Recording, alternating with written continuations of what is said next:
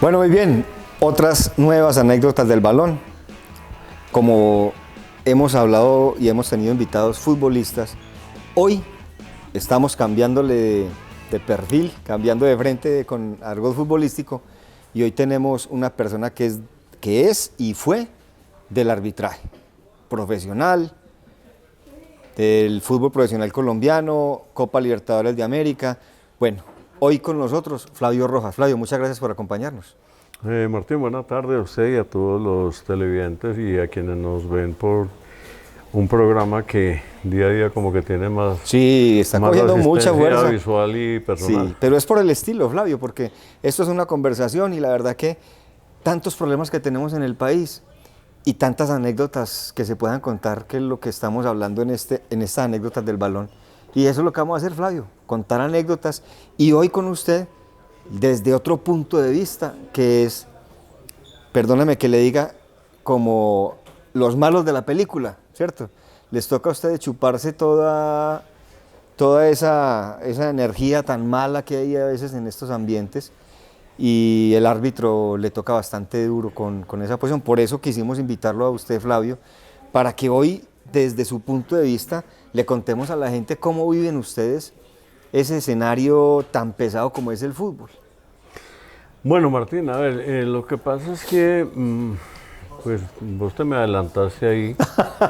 Normalmente lo hago. Y fuera de eso nos tocó, no, siendo real, la época más difícil del arbitraje en Colombia, ¿cierto? Sí. Hablamos de una época donde se movieron demasiadas cosas, no solamente lo deportivo, sino extrafutbolísticas, y pues entramos a reemplazar un sinnúmero de árbitros que fueron separados de la nómina arbitral en Colombia por la Federación y por la DIMAYOR y por la Comisión Arbitral en ese tiempo, debido a la cantidad de problemas que habían con respecto a los partidos que generaban una controversia, no en la parte deportiva como siempre, sino en la parte administrativa.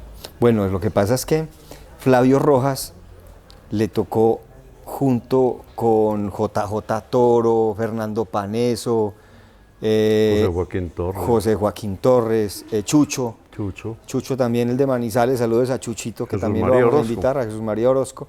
Les tocó la época más pesada del fútbol en la historia.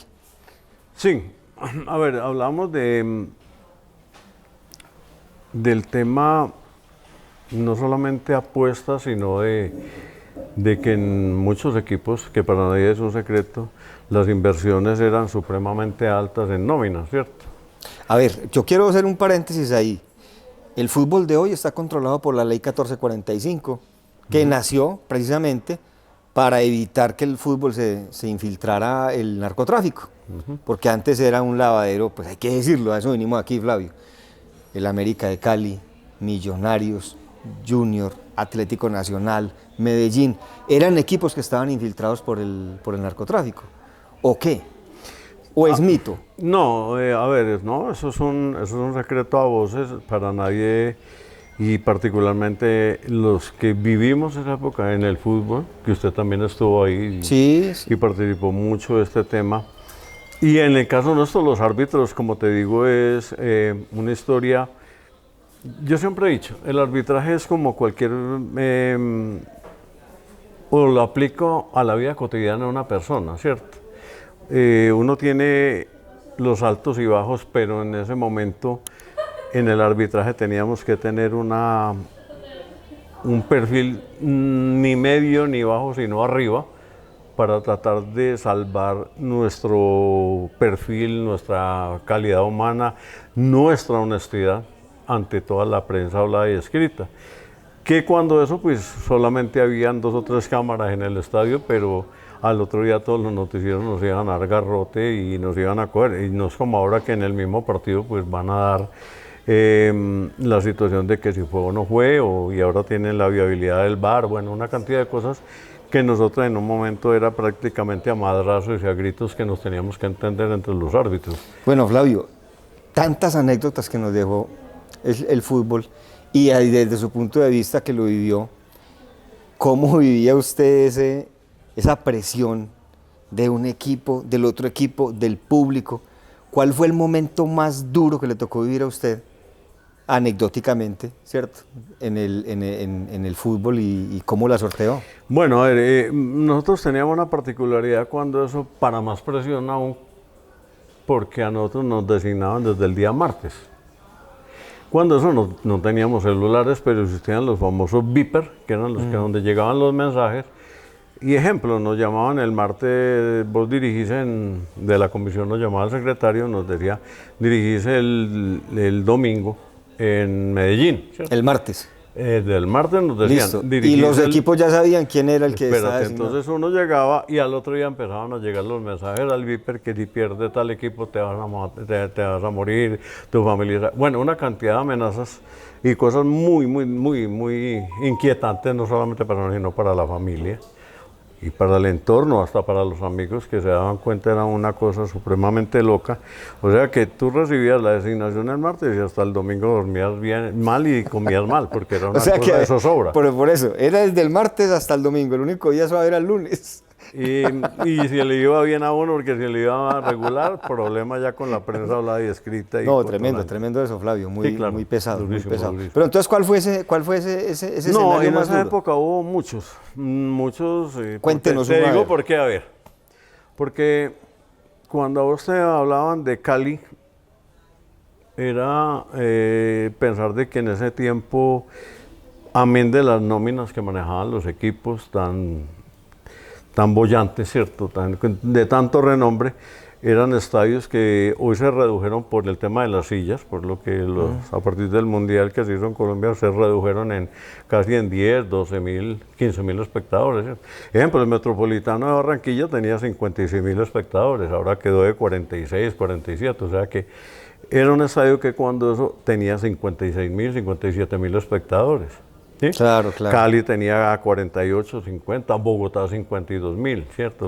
Y Junior es una plaza brava, yo creo que por ahí el Barranquilla. Claro, durísima, amén del calor, que el Metropolitano es un cono, es una cosa impresionante, la humedad que se respira allá. A ti te dicen 33, pero allá adentro son 40, 42, sin ningún problema. Bueno, y allá entonces, hablemos de ese Metropolitano. ¿Qué situación se vivió allá como pesada y dura? Pues que yo recuerde, hubo un clásico que me tocó, Junior Unión Magdalena, ¿sí? Clásico costeño. Y era el partido, creo que, pues por ahí tal vez hubo algún otro, pero ese partido yo salí que no quise saber más del pito, me quería hasta salir y retirar del arbitraje, porque fue una tarde supremamente mala para mí. Sí. Le agradezco a un gran asistente que luego fue instructor nuestro de Antioquia, bueno, no lo recuerdo en este momento bien, que me llamó y me pegó el madrazo y me pegó un grito y me hizo como volver un poquito a la realidad en la que andábamos metidos y afortunadamente pues y gracias a él pudimos terminar el partido, pero salí supremamente mal, abucheado, bueno, de hecho salimos abucheados siempre, sí. Hagámoslo bien, hagámoslo mal, pero ese día, lo normal. Ese día sí fui consciente yo de que tuve una tarde súper mala y decir que amén de cuando se tuvieron tardes buenas también en escenarios como Bogotá es una plaza para mí la más difícil de Colombia, pues tú tienes allá todo el periodismo nacional y los comillas sabedores del fútbol en la parte arbitral, porque yo no denigro de los periodistas. Tengo muchos amigos, demasiados amigos dejé en el periodismo, pero había unos que se metían de plano y de lleno a opinar sobre las reglas del fútbol cuando nunca tuvieron una guía en sus manos, ni nunca estuvieron en un simposio o en una capacitación para árbitros, como muchos sí lo hicieron. Pues nosotros veíamos algunos periodistas en los cursos que nos daba la I Mayor y la Comisión Arbitral preparándose para poder tener argumentos y armas para poder decirle al público en qué se había equivocado el árbitro en determinada situación. Bueno, empecemos como a calentar un poquito la conversa y sabemos que todos somos amigos, ¿cierto? Porque pese a los momentos calientes que se vivían en el fútbol, habían jugadores que se puede decir que eran malaleches, mañosos. ¿cuál era el jugador más complicado de orientar desde su punto de vista? Bueno, varios. Cuénteme Varios, cuáles son. pero que quede claro que vamos a hablar de lo futbolístico. Claro. Como persona, sí. No. Nunca me metí De en lo las- futbolístico, Difícil, nada de muy lo- difícil. Dificilísimo que en paz descanse Garepa Gaviria. Garepa. Y en su turno, el Chicho Serna. ¿Qué mañas Y tenía? ahí tenemos un puñado, Pimentel, Eduardo Ah, Pimentel. no me diga más. Tenemos por ahí también a Aristizábal. Pero Qué bueno, dificultad con Aristizábal. Víctor Hugo. Para mí, el jugador más liso, más vivo y con más mañas que yo haya visto, se llama Víctor Hugo, y es un gran amigo mío, pero dificilísimo, te engañaba facilísimo y si tú no estabas pendiente, se te jodía el partido. Y otros que administraban el partido, ejemplo, cuando uno salía del campo, uy, gracias a Dios te mandaron, venía un abrazo, y a los 2 o 3 minutos, ya empezó a meterle la mano. Entonces ese tipo de jugadores también le tiran el partido a la olla a uno si uno no lo sabe manejar, o sea, empiezan a calentar a todo el resto de jugadores, es que ¿por qué pita? Entonces como que no le dan el chance a uno de decir, venga, le meto una tarjeta para calmarlo, y a veces tocaba con ese tipo de situaciones amonestar a un jugador de esos, porque era el que empezaba a tirarle el equipo encima y el banco encima, que en ese tiempo teníamos unos técnicos a eso de iba, cosa brava. que esa es la otra parte. Esa es la parte de los jugadores y ahora de los técnicos.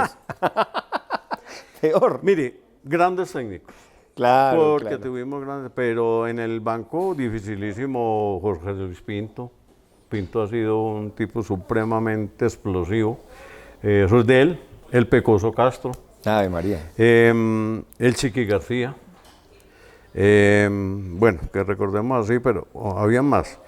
Y muy tranquilos, como Maturana, como Rueda.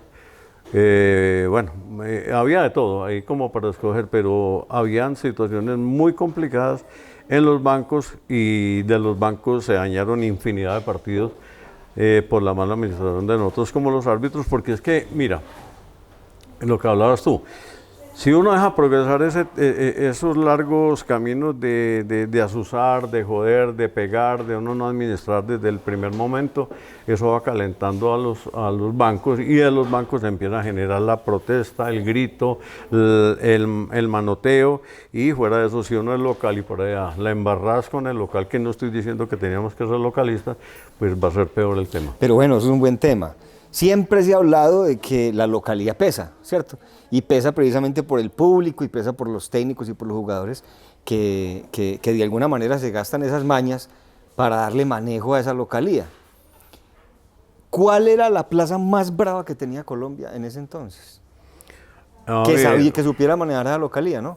A ver, no es que uno fuera localista, sino de que, mire, aquí, claro, aquí yo creo que ha faltado algo.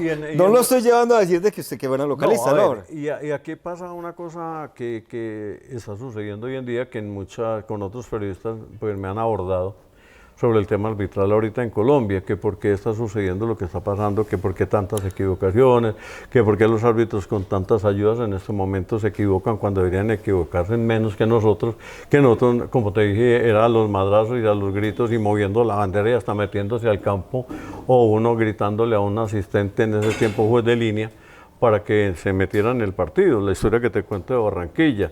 Todo eso eran armas que nosotros no estaban dentro de la ley, pero utilizábamos para beneficio nuestro. Ahora, yo creo que hay una falencia grandísima, y es que a los árbitros los están subiendo sin la experiencia adecuada a dirigir el fútbol profesional. La categoría, ejemplo, yo estuve 59 partidos en la B. Ese fue mi currículum para llegar a ser profesional, 59 partidos. Y ahorita vemos árbitros con 20, 25 partidos en la B, que es un torneo durísimo, pero donde usted tiene la oportunidad de darle la oportunidad, con redundancia, al árbitro para que se forme estructuralmente. Y ojo, esta palabra es fundamental, el miedo escénico. Es que cuando un árbitro llega y entra de la B a la A y ve un estadio con 50.000 y las piernas le empiezan a hacer colitas No, de no ratón, cualquier estadio. desde ahí, no, pero igual, ¿cierto? Pues no cualquier estadio. Pero la pregunta que tú me hiciste, voy a ella directa y te expliqué Sí. eso. Porque no salir en Envigado, donde van 1.000 personas cada 8 días, a salir a la Atanasio, donde van 50. Porque Entonces, ¿cuál es más duro? ¿El Atanasio Girardot o el Pascual Guerrero? ambos, o sea, son aficiones supremamente apasionadas y difíciles, ¿cierto? En Cali con el América del Barón Rojo, en Medellín los de Lobo Sur, en Pereira Lobo Sur, bueno, cada uno tiene una connotación diferente, pero difícil. Bogotá Comandos Azules, o sea, es una cosa que solamente el árbitro siente y vive allá, o sea, para no hablar de esto, no es porque yo me senté en una tribuna a pegarle un madrazo a un árbitro, es sentirse abajo cuando le están pegando 50.000 madrazos, a ver qué siente usted. Cuando hay un grito de repudio hacia usted con tantas gargantas, en Barranquilla 40 grados, en Bogotá a 6 grados, o sea, están todos los polos opuestos, pero si el árbitro no está preparado para eso, desde ahí empieza la falencia arbitral de una persona que va a dirigir, ojo, que dirige todo ese entorno, o sea, va a dirigir público, jugadores, técnicos, prensa, todo lo que usted quiera. Entonces, si el árbitro no está preparado para eso, yo no le veo, por mejor que esté pintando, que a un pelado lo estén tirando tan rápido a eso.